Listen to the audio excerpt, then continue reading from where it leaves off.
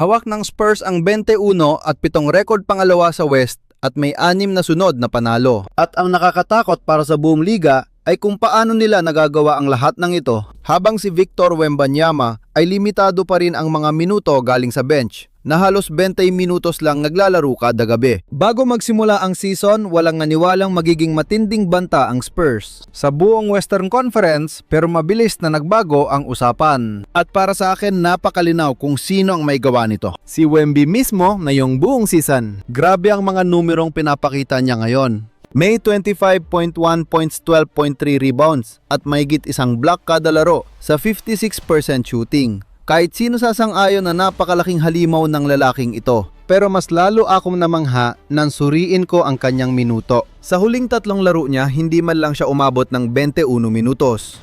At sa kabila ng limitadong oras na yon, 25 and 12 pa rin ang kanyang average ngayong taon. Bagay na hindi ka panipaniwala para sa isang manlalaro na nasa 3 taon pa lang. Noong simula ng season, ang madalas kong marinig na usapan tungkol sa kanya ay kung gaano kataas ang kanyang magiging istatistika at kung makakatagal ba siya sa court. Ngunit sa aking obserbasyon, mabilis na nag-iba ang direksyon ng usapan. Ngayon mas lumaki pa ang diskusyon. Hindi na natin itinatanong kung gaano ba talaga kalupit si Victor, kundi kung kaya na bang magkampiyon ng Spurs. Dahil tingin ko ay handang-handa na si Victor sa hamon na ito. At kitang-kita ko ang matinding epekto nito lalo na sa depensa, kung saan wala siyang katulad sa buong liga ngayon. Kapag wala si Victor sa loob, bagsak ang kalidad ng depensa ng Spurs. Nagpapasok sila ng 119.4 points kada 100 possessions na nasa 25th percentile lang. At mapapapansin natin ang kahinaan na ito sa tuwing nakaupo si Wemby sa bench. Parang walang bantay ang ilalim at madaling nakakaatake ang mga kalaban. Sa aking panunood, malayang nakakagawa ng paraan ang opensa ng kalaban nang walang kahirap-hirap, partikular na sa shaded area. Ngunit sa sandaling pumasok muli si Victor, nagbabago ang takbo at anyo ng laro. Kapag nasa loob siya, bumubuti ang defensive rating ng San Antonio, pababa sa 103.7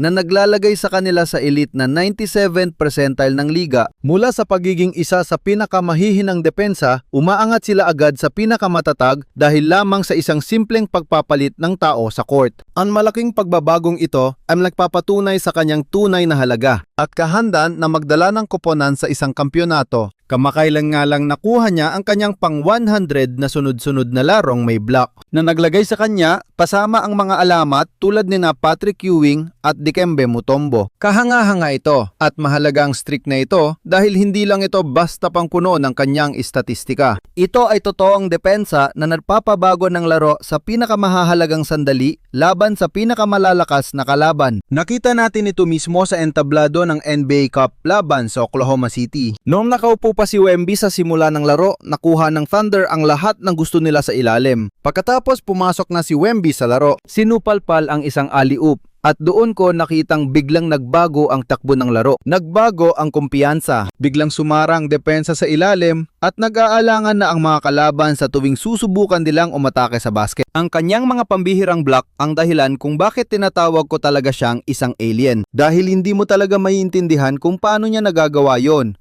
Tulad ng laro laban sa Golden State kamakailan. May ginawa siyang ganon. Supalpal kay Jimmy Butler sa dulo ng laro. At seryoso, hindi ko agad naintindihan ang nangyari sa sobrang bilis nito. Mukha siyang imposibleng gawin sa totoong buhay, pero kaya itong gawin ng taong ito gabi-gabi. Kapag nasa loob ng court si Wemby, nagiging bawal na zone ang pintura. At ang kanyang 100 laro ay nagpapatunay na hindi ito sambalang. Ito talaga ang kanyang laro sa bawat gabi na nagpapatatag sa isa sa pinakamahusay na depensa sa NBA. Ang mas nakakabilib pa rito ay hindi tuluyang bumabagsak ang opensiba ng Spurs kapag wala siya sa laro. Sa katunayan, kapag nakabangko si Victor ang San Antonio ay may 119 offensive rating na nasa 75th percentile. Pagbalik naman ni Victor sa loob, bumababa ito sa 118.1 offensive rating na nasa 70th percentile pa rin. Kaya halos parehas lang ang takbo ng kanilang opensa. Ngunit ang depensa ay nag-iiba talaga.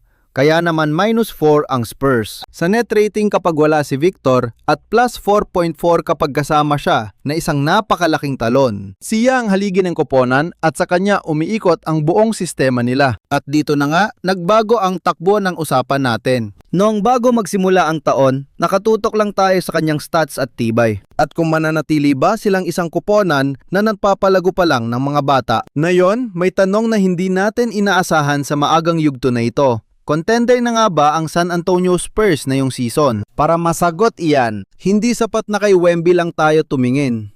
Totoo, napakalaking bahagi niya sa kung gaano kalayo ang mararating nila. Lalo na sa mga crucial na sandali pero walang manlalaro na nananalo ng kampyonato ng mag-isa. At diyan papasok ang iba pang manlalaro upang mapatunayan na sila ay tunay na palaban. At sa ngayon, yan mismo ang pinapakita ng grupong ito ng Spurs sa atin. Hindi ka mananalo sa ganitong antas kung iisang tao lang ang bumuhat sa lahat. At alam iyan ng prangkisang ito ng higit sa kahit sinong koponan sa NBA. Marami na silang pinagdaan ng panahon, maraming serye sa playoffs at napakaraming kampyonato para maniwala sa laro ng iisang tao lang. Si Victor Wembanyama ang pundasyon. Pero pinatutunayan na ng Spurs na hindi na kailangang gawin ang lahat at sinusuportahan ito ng mga numero. Nakasiyam at 3 silang kartada nang wala si Victor.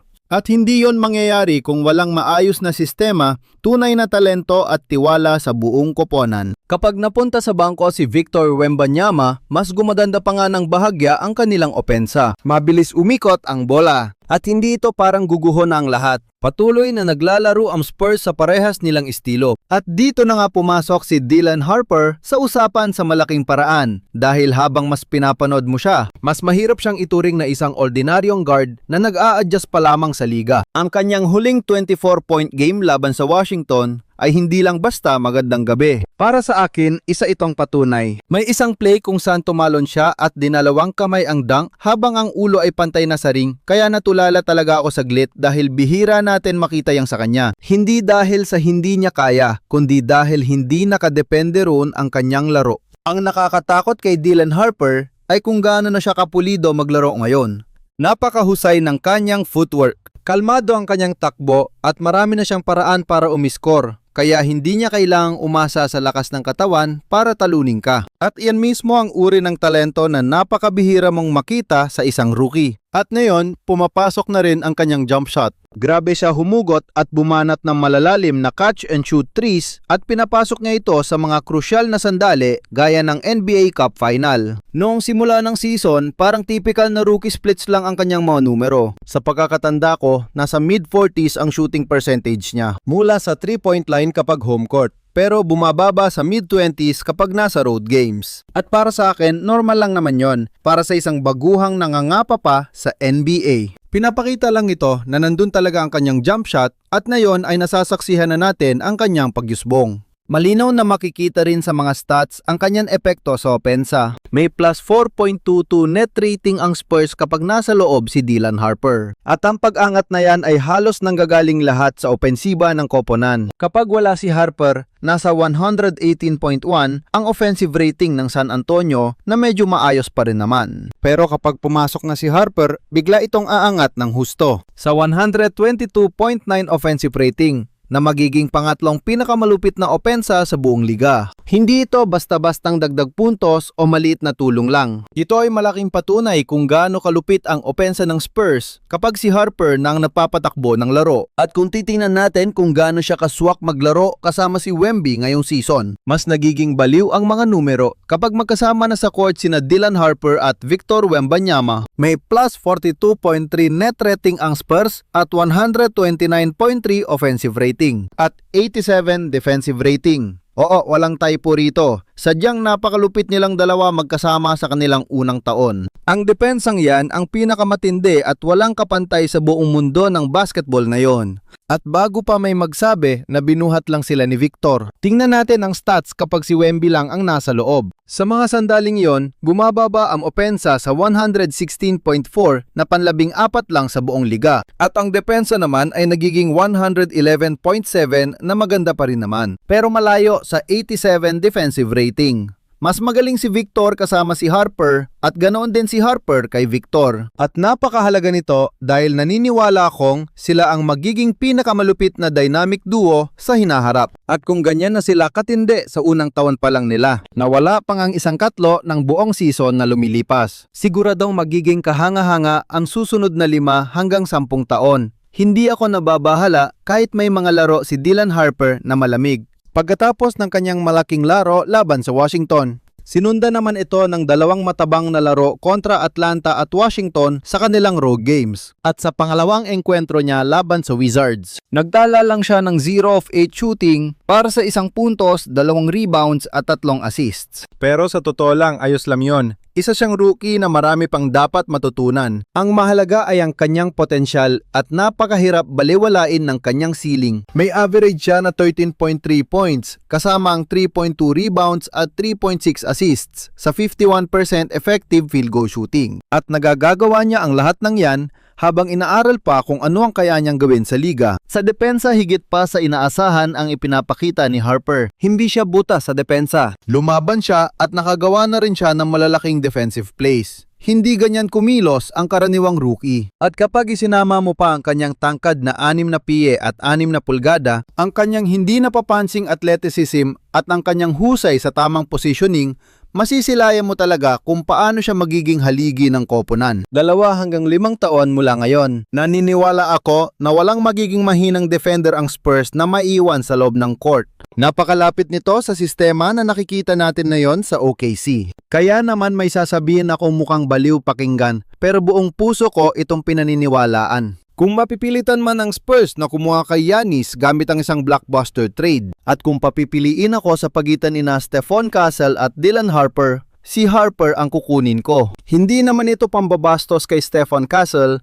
dahil ang tindi rin ng ipinapakita niya. At siguradong magiging napaka-importante niya sa prangkisa na ito. Hihimayin natin yan mamaya ng konti. Pero sa akin si Dylan Harper, ang klase ng player na kayang maging malinaw na pangalawang option sa likod ng superstar nating si Wemby. Naniniwala talaga ako na may tsansa siyang maging isa sa top 20 na malalaro sa buong NBA. At sa tamang sitwasyon sa tabi ni Wemby, tingin ko kaya niyang sumiksik sa top 10 kahit gumaganap lang bilang second option. Ganyan kataas ang potensyal na nakikita ko para kay Dylan Harper. At kung babalikan natin ang kasaysayan ng Spurs, parang na din pamilyar na sa atin ang lahat ng ito. Mula kina Tim Duncan at David Robinson hanggang kay Manu Ginobili, Tony Parker at kalaunan si Kawhi Leonard. Palagi silang bumubuo gamit ang draft.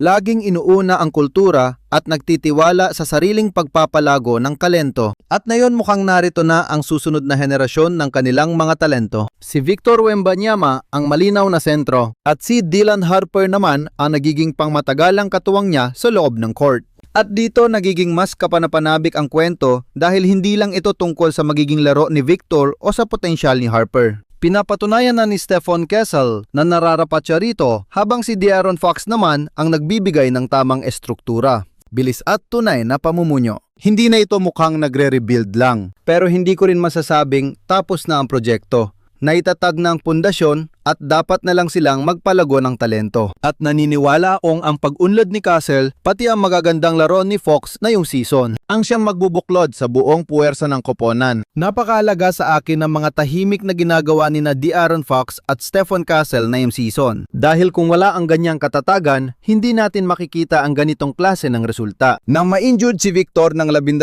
laro dahil sa calf strain, kinailangang lumaban ng Spurs nang wala siya. At hindi lang basta pinanatiling buhay ni De'Aaron Fox ang laban, talagang tinaas niya ang kanyang antas pabalik sa isang all-star player. Sa 12 laro nang wala si Wemby, nagtatala si Fox ng 25.2 points kada laro, gamit ang 58% na husay sa kanyang shooting. At dinala ang Spurs sa 9-3 na kartada. Mahalaga ito, hindi lang sila basta nananalo. Nagpakita sila ng kalidad na basketball. Napatunayan nito na hindi nila kailangang umasa sa iisang tao lang gabi-gabi para manalo. May sapat na lalim talaga ang bench na maasahan nila. Para kay De'Aaron Fox, ang kanyang 3-point shot ang palaging pinakamalaking tanong bago magsimula ang season. Iyan talaga ang pangunahin kong inaalala sa kanya. Makakashoot ba siya ng 3 nang may konsistensya para magka-espasyo sa tabi ni Wemby? At sa ngayon, isang napakalaking oo ang naging sagot niya rito. Pumupukol siya ng 38% sa tres, isang numero na nagpapaluwag sa court para hindi makadikit ang depensa. Mas bukas ang ilalim at biglang may mas malaking espasyo si Victor para umatake. At kapag dinagsaman si Wemby, mabilis na ipinapasok ni Fox ang mga tira. Sa ngayon, kung titingnan natin ang mga unang numero kapag magkasama sina Fox at Wemby sa court, kahit kaunti pa lang ito, napakaganda na ng ipinapakita nila.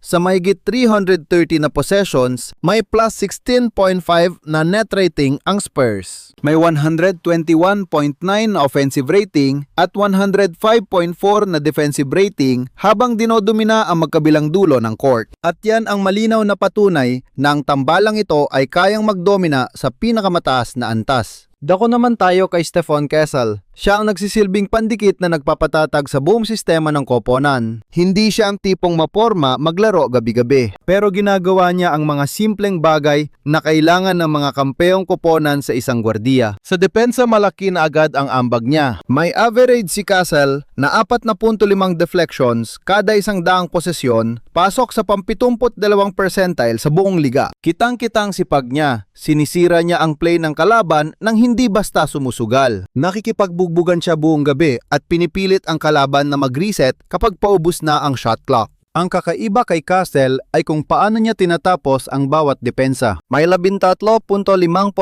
defensive rebounding si Stephon Kessel, sapat para sa 75 percentile bilang gwardiya. Pang-elite yan. Kaya isa siya sa pinakamahusay kumuha ng rebound na guard habang tinatapos ang attack ng kalaban. Walang binibigay na madaling second chance points sa kalaban. Bukod doon, nasa pang 84 na percentile ang kanyang blocks at pang 77 naman sa pagkuha ng offensive fouls. Bihira mong marinig na pinag-uusapan ang mga numerong ito, pero ganyan talaga hitsura ng paggawa ng mga maduduming trabaho. Physical siya, may disiplina, at handang-handang gawin ang lahat ng mabibigat na trabaho. Para sa isang second year guard na may ganyang talento at potensyal, napakabihira ng ganitong klaseng laro. Sa madaling salita, si Stephon Kessel ay sadyang pinanganak na winner. Pagsamain mo ang laki at sipag ni Kessel, depensa sa labas ni Fox at si Wemby sa ilalim, makakabuo ka ng depensang kayang yumanig sa mga pinakamalakas na koponan sa liga, hindi lang basta makipagsabayan sa kanila. At yan ang dahilan kung bakit napakahalaga ng susunod nilang dalawang laro. 2